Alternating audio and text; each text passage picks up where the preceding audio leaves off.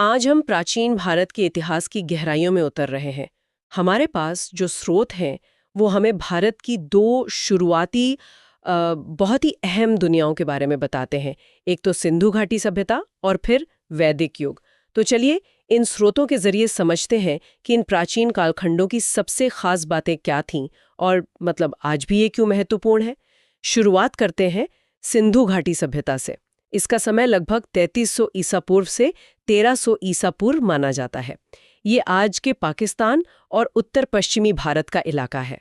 हड़प्पा, मोहनजोदड़ो जैसे बड़े शहर तो थे ही, लेकिन इन स्रोतों में धौलावीरा जैसे स्थलों का भी जिक्र आता है जो शायद कुछ अलग कहानी कहते हैं। हाँ बिल्कुल।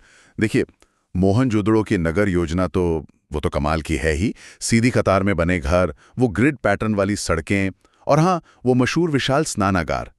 लेकिन जो बात इन दस्तावेजों से उभरती है वो है इन शहरों का इंजीनियरिंग कौशल। इंजीनियरिंग कौशल जैसे? खासकर उनकी वो ढकी हुई नालियों वाली जल निकासी व्यवस्था उस जमाने के मेसोपोटामिया या मिस्र के शहरों से तो कहीं ज्यादा उन्नत लगती है। वो ये दिखाता है कि वो लोग साफ सफाई और आप कह सकते हैं पब्लिक हेल्थ को कितना महत्व देते थे।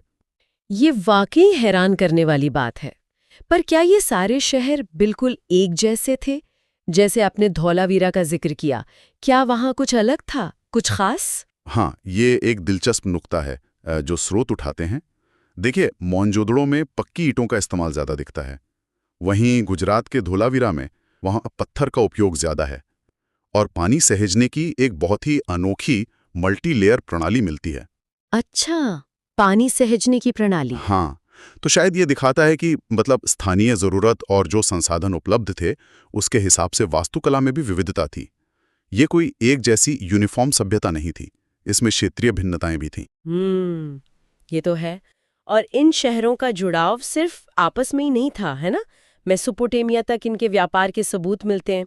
कुछ मोहरें मिली हैं, मन की जैसी चीजें। बिल्कुल बिल्कुल, ये शायद इसी व्यापार का हिस्सा थी। समुद्री और जमीनी दोनों रास्तों से व्यापार होता था। लोथल जैसी जगहों पर तो बंदरगाह के अवशेष भी मिले हैं। हाँ, लोथल का बंदरगाह, मतलब ये सोचना ही कितना रोमांचक है कि हजारों साल पहले भी दुनिया कितनी जुड़ी हुई थी।